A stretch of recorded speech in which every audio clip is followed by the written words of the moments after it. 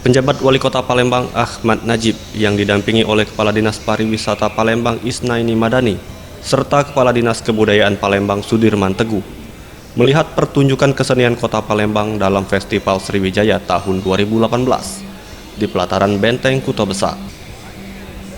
Beragam bentuk kesenian khas Palembang ditampilkan pada kesempatan ini, baik berupa seni koreografi, vokal maupun teater.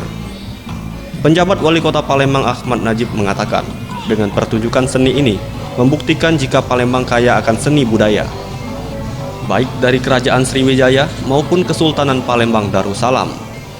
Terlebih lagi pada pertunjukan kesenian ini banyak melibatkan generasi muda yang diharapkan dapat ikut melestarikan kebudayaan di Palembang.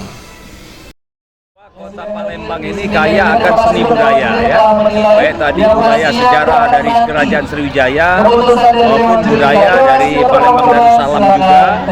Nah, ini tadi ditampilkan beberapa contoh-contoh yang mereka saya lihat dari generasi muda.